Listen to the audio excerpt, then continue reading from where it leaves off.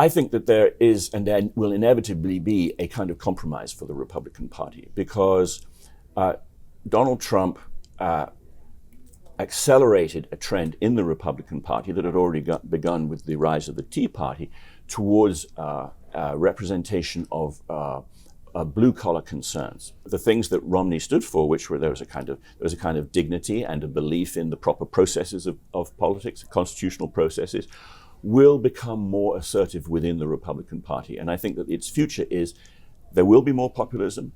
It will be the party primarily of blue-collar people and suburban people, but it will not be the same party that Romney grew up in. Welcome to The Debrief, where we talk with the Washington Examiner's top journalists about the headlines they're covering, where the story's going next. I'm Sarah Bedford, and I'm here with Editor-in-Chief Hugo Gurdon.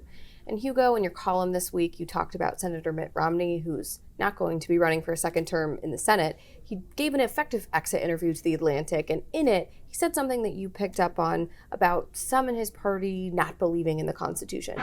Do you think it's fair to sort of conflate Trump and his supporters with an outright rejection of the Constitution? Senator Romney did not say specifically who he was talking about. We can assume that certainly he would be talking about the former president. And there's a very strong case that he doesn't have much respect for the Constitution. Obviously, the events on January 6th lend credibility and force to that argument. He didn't step in, and he also governed in a high-handed manner and seemed often to think that he should have the sort of executive powers of someone running a business rather than whose powers are prescribed and constrained by the Constitution. It is unfair, of course, and I think wrong to suggest that his supporters have no faith in the Constitution. Although some of those rioters up on Capitol Hill, a lot of them indeed, have been prosecuted successfully for crimes, there were a lot of people there who actually thought that they were backing the Constitution, and they credulously believed Donald Trump's suggestion that the Constitution was under attack by having the 2020 election stolen. Even though that was wrong, nevertheless, there are a lot of people who supported him, his ground support, who are very much hue to the Constitution, and they want that. And indeed, I think that it is also the case up on Capitol Hill.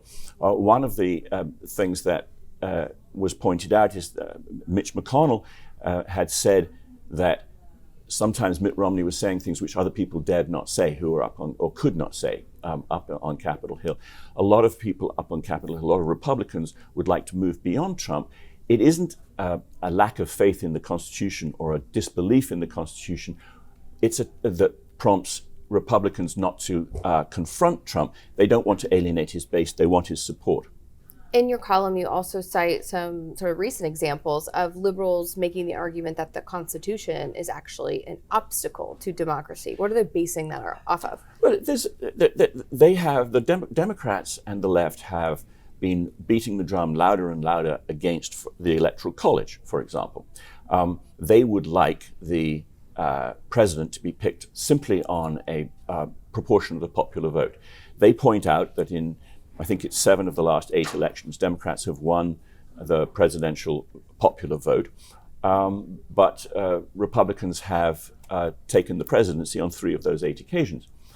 But there's a very decent question, a good argument, that getting 50% of the vote plus 1, so marginal majority, is not necessarily the only majority that matters. President Trump won the majority of states, 30, I believe, out of the 50. It is part of the Constitution is the kind of rules under which states join the United States and are part of the United States. And so if you simply move to majority, you get a tyranny of the majority, or you can get a tyranny of the majority. The Democrats also want to undermine the Constitution by undermining the Supreme Court. There is frankly, a virulent and smear campaign that is being conducted at the moment against conservatives on the court because Democrats don't like the decisions that are being made. So it's very much more plain that Democrats find the Constitution an obstruction and don't believe in it, and it's not just that one can interpret what they're saying as that, it's that they actually say it themselves. And finally, shifting gears a little bit, Senator Mitt Romney represents a wing of the Republican Party that's not been ascendant, right? The sort of old guard. Do you think his departure signals a sort of end of the era, that Trumpism is the future? Or do you think there's a comeback somewhere? I think that there is, and there will inevitably be, a kind of compromise for the Republican Party, because Donald Trump accelerated a trend in the Republican Party that had already begun with the rise of the Tea Party towards representation of blue-collar concerns in the Republican Party. I don't think that that is going to go away, anytime soon. I mean, whether or not we get Trump is defeated in the 2024 election, assuming he is the nominee, I think that he has helped change the Republican Party permanently. But there are ways in which he has changed it which make the party alarming to voters. And parties have a tendency, even if it takes them rather a long time, to make themselves electable. So some of the ways in which the things that Romney stood for, which were there was a kind of dignity and a belief in the proper processes of politics, constitutional processes, will become more assertive within the Republican Party. And I think that its future is there will be more populism.